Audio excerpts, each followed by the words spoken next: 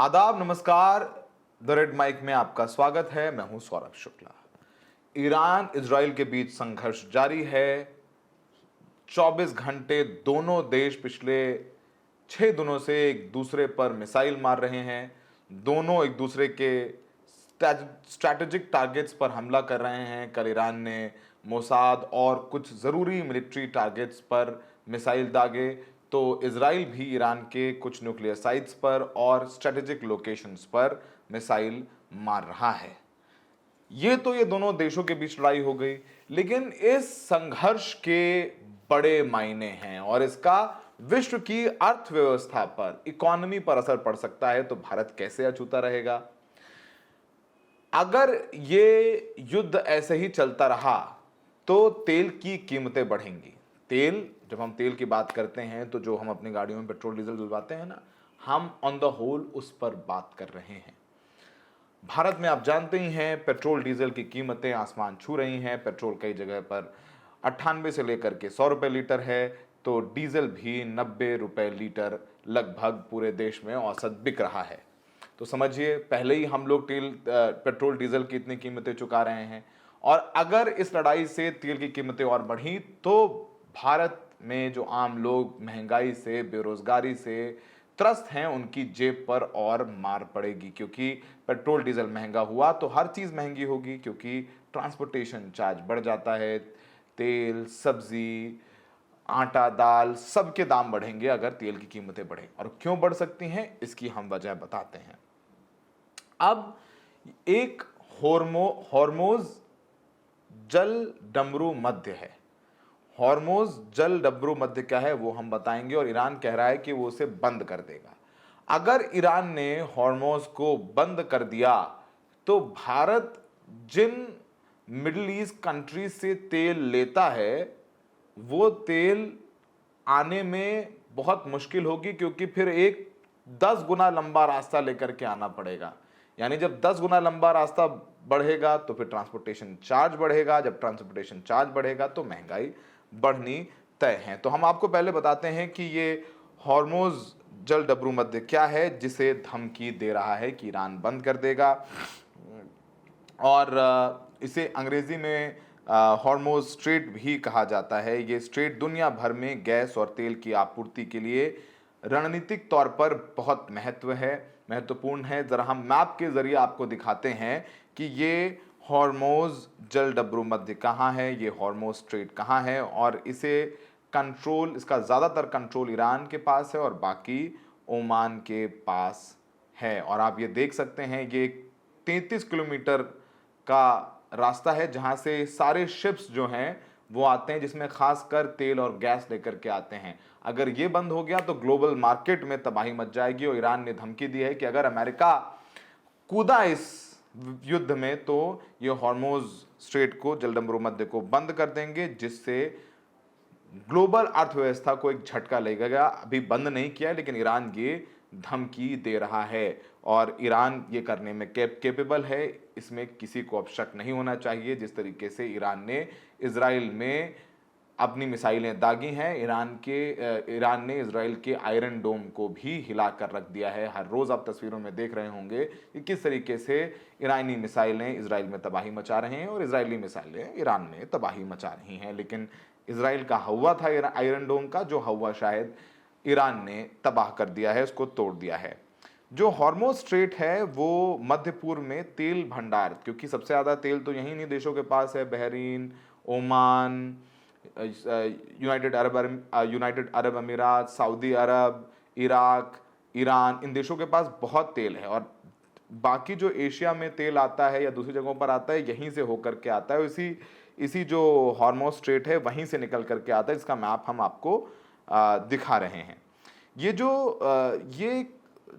Hormoz जल डमरू है मध्य है, ये स्ट्रेट जो हॉर्मोज स्ट्रेट है वो एक सक्रिय समुद्री पट्टी है जो दो बड़े वाटर बॉडीज को, जल क्षेत्रों को आपस में जोड़ती है, जैसे दो समंदर या दो महासागरों को। तो आप देख सकते हैं कि कैसे ये रास्ता निकाल के बड़े महासागर में ये हॉर्मोज स्ट्रेट निकाल देता है। इसका कंट्रोल ईरान के पास नजर आता है। अब ये समझना ज़रूरी है कि अंतर्राष्ट्रीय तेल की कीमतों में ऑलरेडी बढ़ोतरी देखने को मिल रही है जब से ये शुरू हुआ है।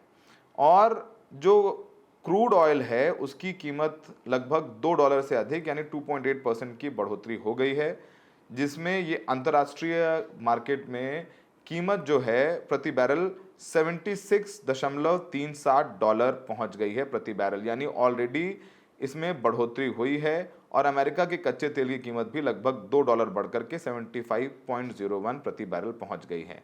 तो अगर देखें तो जब से शुरू हुआ है 7% की बढ़ोतरी ऑलरेडी दर्ज की गई है तेल की कीमतों में अंतर्राष्ट्रीय। जब हॉर्मोज बंद नहीं हुआ, अगर हॉर्मोज बंद हो गया तो आप समझ लीजिए कि आप समझिए कितना ज़्यादा बड़ा हो जाएगा। ये फारस की खाड़ी और ओमान की खाड़ी के बीच हॉर्मोन स्ट्रेट ईरान और ओमान की समुद्री सीमा के बीच आता है। ये संकरा जलमार्ग है जो लगभग 33 किलोमीटर चौड़ा है।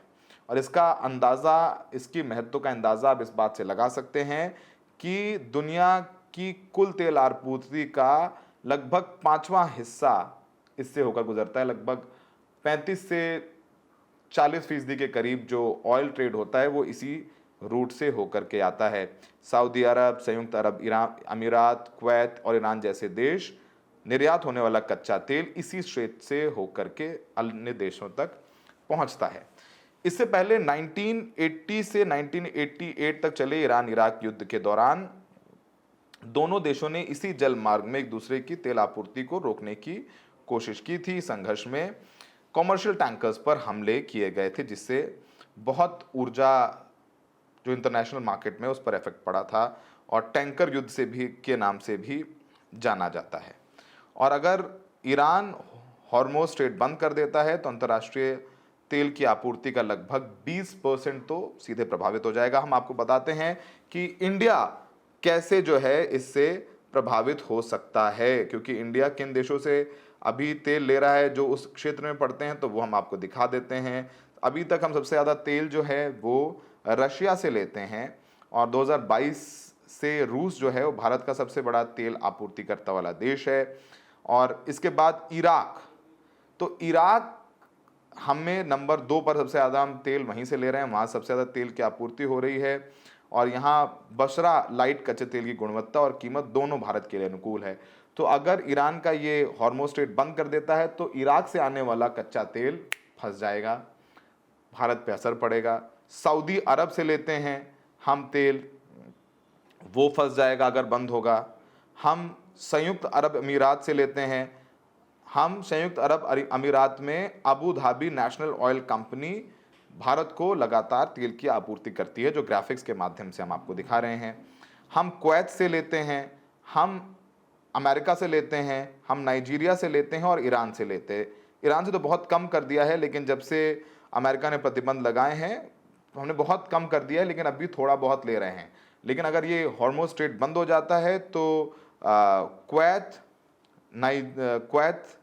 यूएई, सऊदी अरब और इराक, 4 देशों से जहां से हम तेल लेते हैं उनका तेल हमारे यहाँ नहीं पहुंचेगा और जिससे कीमतें जो हैं वो बढ़ सकती हैं और ईरान से की भी कीमतें बढ़ सकती हैं। और रूस से हम लगभग 35 से 40% अपना तेल लेते हैं, सऊदी अरब से 15 से 17%, इराक से 13 से 15%, यूएई से 8 से 10% और अमेरिका से 5 से 6%, नाइजीरिया से 4 से 5%। अगर ये बंद हो गया तो सऊदी अरब, इराक, यूएई से आने वाला कच्चा तेल बंद हो जाएगा, जो लगभग हमारी कुल आपूर्ति का 40 से 45% आकर के बैठता है। तो समझ लीजिए कि हमारे लिए तो बड़ा मुश्किल होने वाला है अगर ये हॉर्मोज स्ट्रेट अगर बंद कर देता है।